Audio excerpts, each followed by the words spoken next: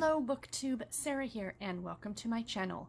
Today I'm coming to you with my weekly reviews for September the 15th through the 21st.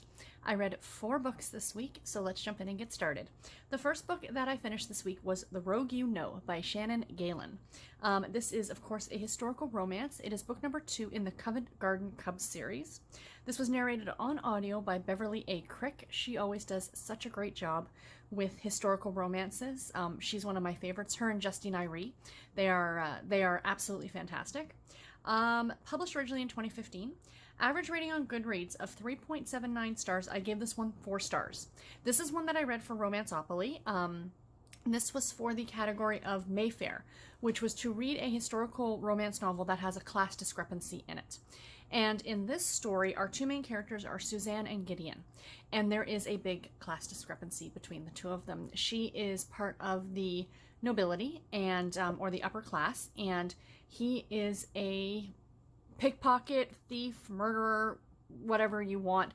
He's generally not a nice guy.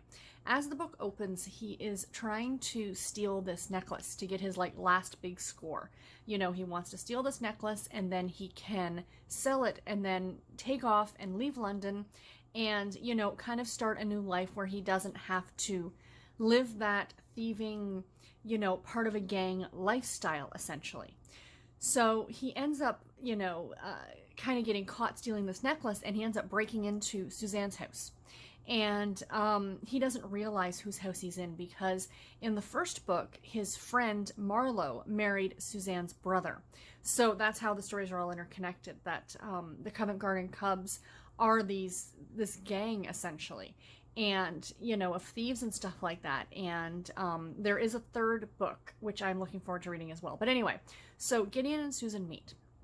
And she has led an extremely sheltered life. I mean, even more so considering her station. And, you know, typically these women were kept very, you know, they only went out to go to balls or they went to go for walks. They were always chaperoned, you know, I mean, so there was a very, very high level of them being taken care of and coddled and sheltered, but her even more so, because there were a lot of things her mother wouldn't tell her, a lot of things that even that her peers would get to do, that her mother would not allow her to do, kind of an idea. And it was all to keep her safe, because her mother has a bit of a history that you find out later in the book. So Gideon needs help kind of getting away from these people. And Suzanne's like, well, I'll help you on one condition. I want you to take me to Foxhall, which is, I guess, some sort of a like a pavilion kind of an idea with like an outdoor gardens, and they've got music, and it's generally known to be a place where people would go to deal with indiscretions. Not to deal with indiscretions, but to have indiscretions, if you will. You know, like the class system doesn't really matter. It's you know, it's a nice area from what I understand, but it's not got the greatest reputation. Let's put it that way. And she wants to go because she heard that her mother had been there when she was much younger, and Suzanne wants to see what all the fuss is about. And her mother's like, well, I'm not taking you there. That's, you know, that's not a place for young ladies, kind of an idea. So she says to Gideon, I need you to take me. So what should have begun as a very quick trip that evening to this place, let her see it, bring her home, becomes a series of misadventures, and it was utterly delightful. I don't want to do this comparison because you're comparing, in a way, apples to oranges, but a part of me, as I finished the book, couldn't help but think this reminded me ever so slightly of the movie Adventures in Babysitting. Not that they were babysitting anybody or anything at all like that, but with Adventures in Babysitting, if you've never seen that movie, the premise is Elizabeth Shue stars in it. It's one of my favorite movies of all time. And she agrees. She's older. She's like in university or college or something, and she agrees to babysit these 3 kids, or these 2 kids, the kids and his friend. And then she finds out that her best friend, she calls her, and she's like stuck at the bus station in downtown, like Chicago, I think it was. And she's like, you gotta come and pick me up. So what should have been a very simple trip from like the outskirts of Chicago into downtown Chicago, picking up her friend at the bus stop and coming home, becomes this whole series of adventures and misadventures. And that's what this book kind of reminded me of. It should have been a very quick point A to point B, but along the way they run into other ruffians, these people who are searching for Gideon. You know, they find a dog, or the dog finds them, I should say. They rescue a little girl, you know, they end up getting into this fight, like with other people, you know, like one thing leads to another, and it takes place over a couple of days. And it was delightful. I absolutely loved it. I thought it was so much fun. The fact that Suzanne was able to kind of step down off of her high horse, if you will, and see what life is really like for a lot of people. Like, it's, you know, like there's the little girl that they rescue, they bring her back to her mother, and her mother just got let go from her job, so she's got no way to pay her rent. So she's gonna get kicked out of the street, and Suzanne just like, well, just find another job. Well, it's not that easy, you know what I mean? But to her, everything in life is easy. So it's really eye-opening for her, but also for Gideon, because he realizes that maybe not all of the upper class are what he makes them out to be as well. So yeah, really, really fun story. This is a favorite author of mine. I really do like her work. I believe all of these books are available as part of the Audible Escape package if you want to read them. There is some adult content in here. Do keep that in mind. It's actually less than most current, or more, to use this terminology, more modern Regency historicals, if you know what I mean. There is some adult content, but it's not, you know, these elaborate scenes that draw out for page after page after page. You know, it does happen, but it's a little bit easier to, if you felt the need to, skip past it. There is also a bit of swearing. You know, Gideon is from, and I'm not generalizing a certain type of person, but he grew up very rough and tumble. He's not very refined. So he does tend to use a few more swear words. So, I mean, it's not exorbitant, but just thought I'd point that out as well. But yeah, overall, I thought it was so much fun. A really great adventure story, if you will. And the next book that I finished this week was Tide and Punishment by Bree Baker. This is, of course, a cozy mystery story. It is book number 3 in a Seaside Cafe mystery series. Published originally in 2019, this one actually comes out on Tuesday, on September 24th. So if you are a cozy mystery reader, definitely check this one out. Goodreads average rating of 4.29 stars, guys. I gave it 4 stars. And a special thanks to NetGalley and Poison Pen Press, who I believe is part of Sourcebooks, for sending me an e-arc of this book to review. So this story is... I love this series. I read the second book earlier this year, and I really loved it, and now I've read the third book. I need to go back and read the first book as well. But the setting of this cozy mystery is what is so delightful to me. I mean, cozy mysteries, there are so many of them, you know what I mean? And, you know, you really need to find the ones that appeal to your hobby, your taste, things that you enjoy, locations that you like, because let's be honest, they follow a pattern, and this one definitely does. There are certain check marks of cozy mystery books that need to be checked off, and this book checks off pretty much all of them. It takes place in a small town. It's a single woman who is our amateur sleuth. She runs her own business. She has pets. There are kooky neighbors. You know, like, you know what I mean? Like, all the hallmarks that are that of cozy mysteries fall into this book, but it's wonderful. It is so well written. So it takes place in this small town called Charm, and I believe it's in the Carolinas. It's in the Outer Banks of the Carolinas. And it starts off about a week before Christmas. So this is a holiday themed cozy mystery for anyone who is curious. And it's been snowing in Charm, which is not common. And Everly's 2 aunts, Clara and Fran, who are polar opposites of each other, but they're sisters. Fran, who's the more outgoing of the 2 sisters, she announces at this party that Everly is throwing, this Christmas party about a week before Christmas, that she plans in the next fall to run for mayor. Well, the current mayor happens to be at this party, and he makes a big announcement that he's running again, and he's got this woman who's about Everly's age, who's going to be running with him, and in case anything happens to him, she will be deputy mayor, kind of an idea. So about a half an hour, and of course Fran is very upset because that he has now stolen her thunder. He came into this, you know, she was making this big announcement, and he turned around and made it all about him. So she's sore and she's mad, so she decides to go outside and take a walk. So about a half an hour later, you hear Fran scream and find out that the mayor has been killed. And the story goes from there. I don't want to give too much more than that away. There is a local cop by the name of Grady who Everly kind of has a thing for. He's a widower with a young son. His mother comes to, his mother-in-law, because as I said, he's widowed. She comes to town, and she kind of is trying to turn his life upside down.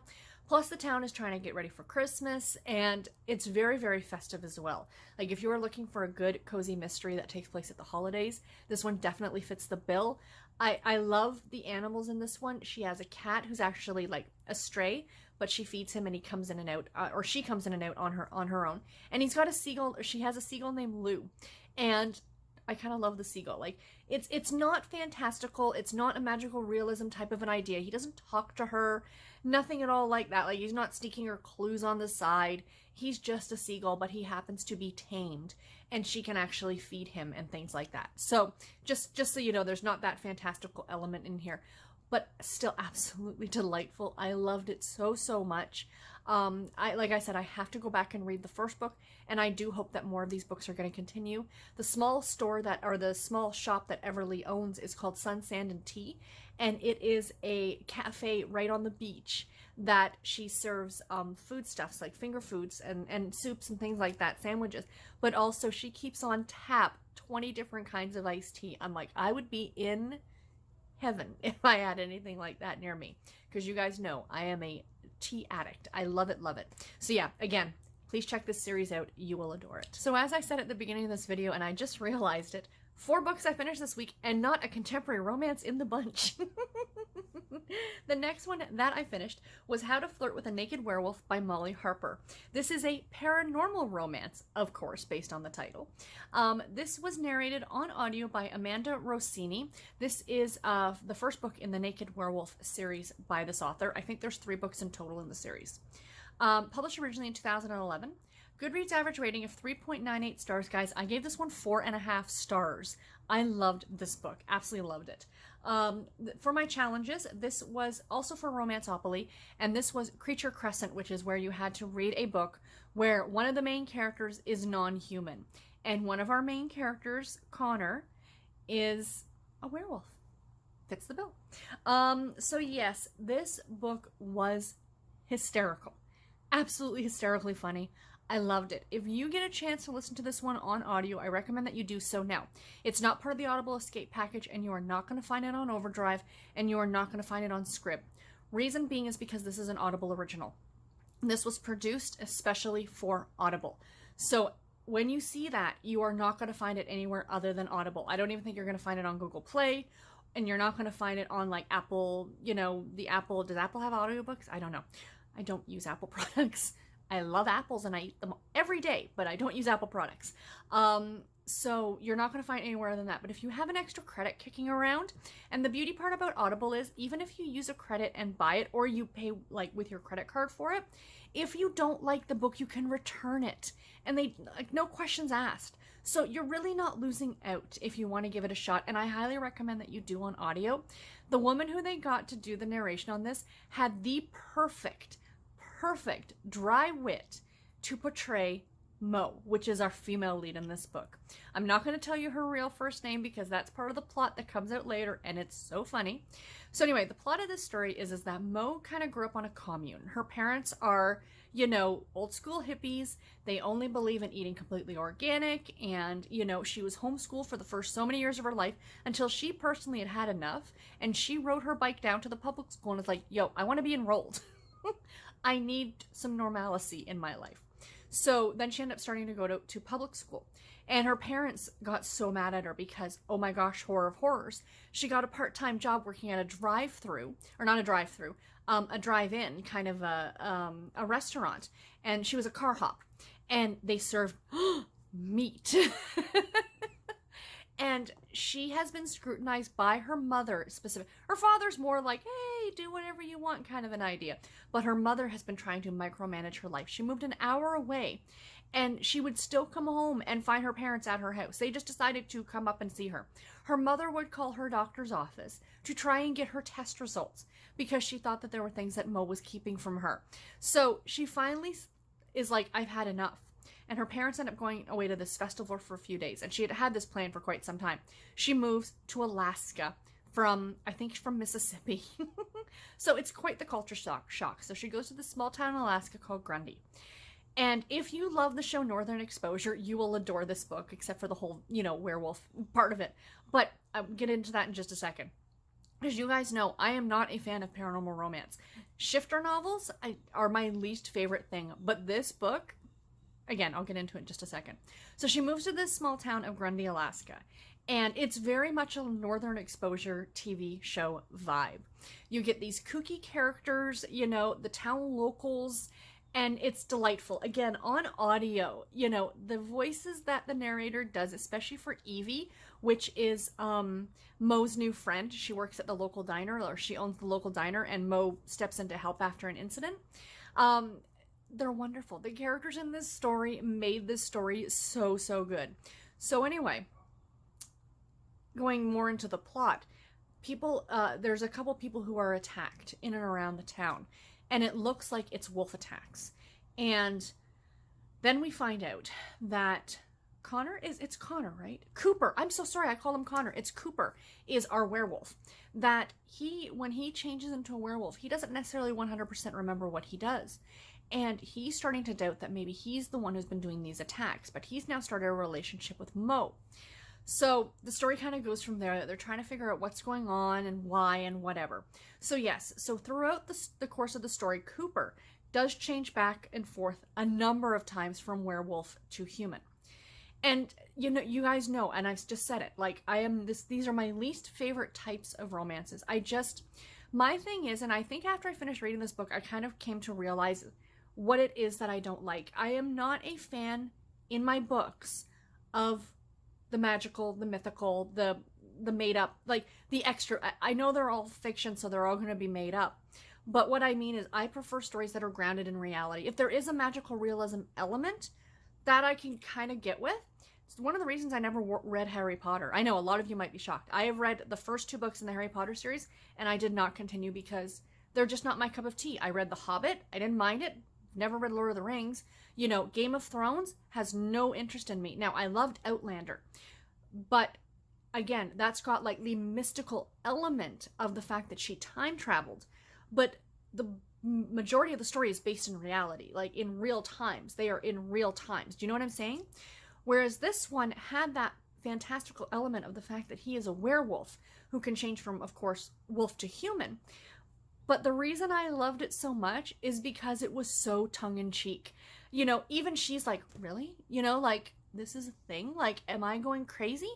And then an incident, I don't want to give anything away, but something happens at the end, towards the end of the book, that just had me laughing out loud when she's being seen by this doctor and given these pamphlets of stuff. And, you know, like, you know, spoiler alert. If you don't want to hear the spoiler, turn because it's funny as heck. You know, when I put my hand down, the spoiler will be gone. Is that she ends up pregnant towards the end. And she goes to see a doctor who specializes in werewolf pregnancies, and she's being given the What to Expect When You're Expecting book, along with a pamphlet saying what to expect when you're expecting your first pup.